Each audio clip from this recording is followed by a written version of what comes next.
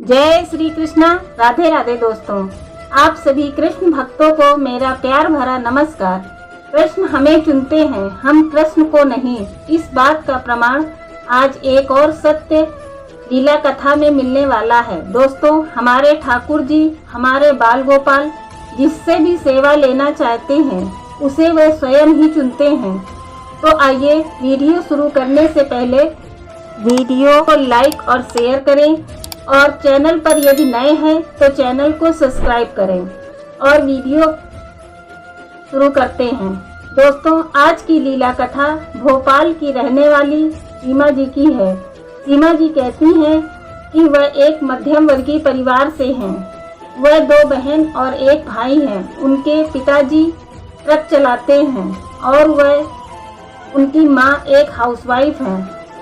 बहन भाइयों में वह सबसे बड़ी हैं। परिवार की आर्थिक स्थिति ठीक न होने के कारण वह पढ़ाई के साथ साथ ट्यूशन भी पढ़ाती हैं ताकि घर खर्च में कुछ मदद हो जाए। दोस्तों, सीमा जी कहती हैं कि वह राहुल नाम के एक बच्चे को ट्यूशन पढ़ाने रोज उसके घर जाती हैं। राहुल 7th क्लास में पढ़ता है। राहुल के मम्मी पापा दोनों ही जॉब करते हैं। राहुल और उसकी छोटी बहन ही सारा दिन घर पर रहते हैं।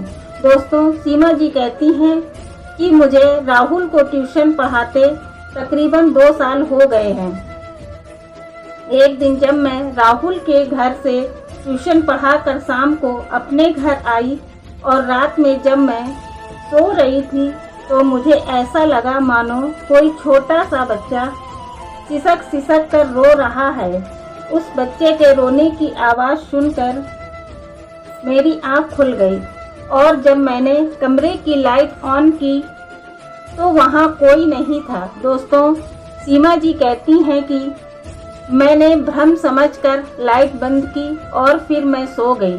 अगले दिन सब कुछ नॉर्मल रहा, परंतु रात को जब मैं फिर से सो रही थी तो मुझे फिर से किसी छोटे बच्चे के रोने की आवाज़ सुनाई दी और वह आवाज़ इतनी तेज थी कि मैं फिर से जाग कर बैठ गई और मैंने अपने कमरे की लाइट ऑन की, पर वहाँ कोई नहीं था।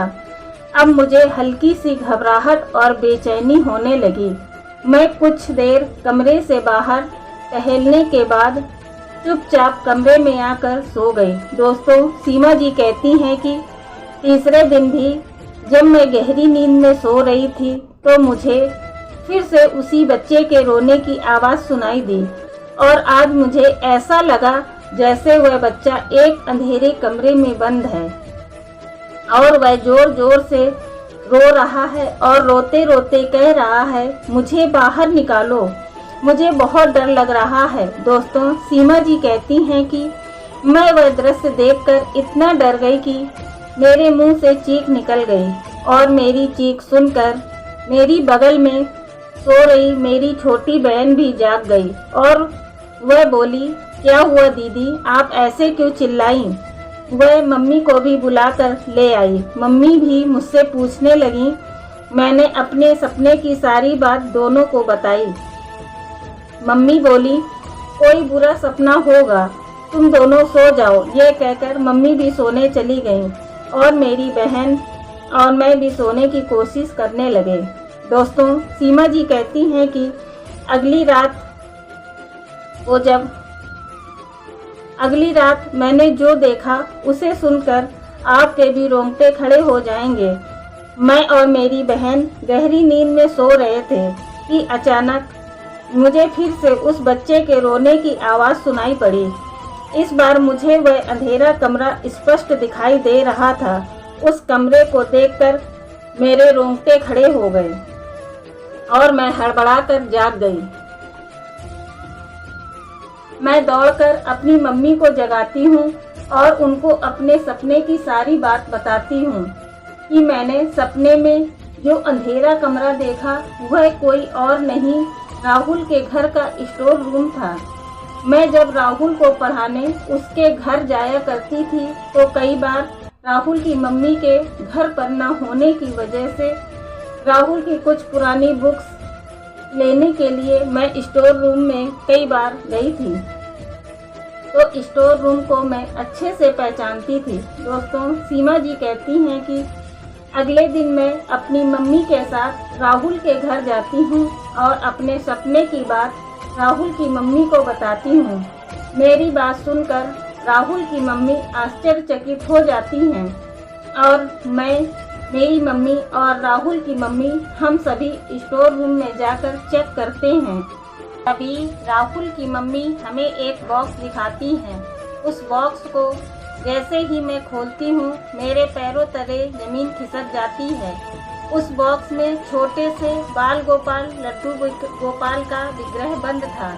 विग्रह देख मेरी मम्मी ने उनसे पूछा, ये तो लड्डू गोपाल हैं, इन्हें आपने बक्से में क्यों बंद कर रखा है? राहुल की मम्मी कहती हैं कि जब मैं शादी करके घर आई थी तो मेरी सासू माँ इनकी सेवा किया करती थी, परंतु मैं जॉब करती हूँ और मुझे इन सब चीज़ों में कोई इंटरेस्ट नहीं है। तो राहुल की दादी के स्वर्गवास के बाद मैंने इन्हें इसी बॉक्स में बंद करके यहाँ रख दिया था, तब से ये यहीं पर हैं। उनकी बातें सुनकर मुझे यकीन नहीं हो रहा था कि कोई अपने बाल गोपाल के साथ ऐसा भी कर सकता है। मैंने राहुल की मम्मी से कहा कि यदि आप इनकी सेवा नहीं कर पा रही हैं तो इन्हें हमें दे दें, हम इनकी सेवा करेंगे। राहुल की मम्मी तुरंत मान गई और बोली, यदि तुम इनको ले जाना चाहती हो, इनकी सेवा करना चाहती हो तो ले जाओ, मुझे कोई आपत्ति नहीं है। दोस्तों, सीमा जी कहती हैं कि हम बाल गोपाल को अपने घर ले आए और अब मैं और मेरी मम्मी उनकी सेवा बड़े ही प्रेम भाव से करते हैं। तो दोस्तों, कैसे बाल गोपाल ने अपनी सेवा के लिए सीमा जी को चुना। दोस्तों, आप सभी भक्तों से मेरा हाथ जोड़कर निवेदन है कि आप अपने बाल गोपाल के साथ ऐसा क्रूरतापूर्ण व्यवहार कदापि ना करें।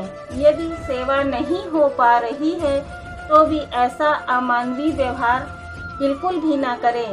यदि आपके पास समय नहीं है और सेवा नहीं हो पा रही है तो कोई एक ऐसी सेवा जो आप नियमित रूप से कर सकें करके लड्डू गोपाल को घर पर ही विराजित करें। वह इतनी ही सेवा से खुश हो जाएंगे। तो दोस्तों, आज की लीला कथा कैसी लगी कमेंट करके ज़रूर बताएं। दोस्तों, यदि आपके जीवन में भी घटी है कोई सत्य घटना तो हमें इंस्टाग्राम पर मैसेज करें, हम आपसे अवश्य संपर्क करेंगे और आपकी लीला कथा को अपने चैनल के माध्यम से अपने भक्तों तक अवश्य पहुंचाएंगे। तो दोस्तों, आशा करती हूं कि आप लोगों को हमारी वीडियो अच्छी लगती होगी। यदि वीडियो अच्छी लगती है तो वीडियो को लाइक करें और यदि चैनल पर नए हैं तो चैनल को सब्सक्राइब करें। वीडियो को ज़्यादा से ज़्यादा शेयर करें ताकि ये सत्य लीला घटना सभी को पता चल सके। तो मिलते हैं अगली लीला कथा में, तब तक के लिए दीजिए हमें इजाज़त। राधे राधे, जय श्री कृष्णा, हरि बोल।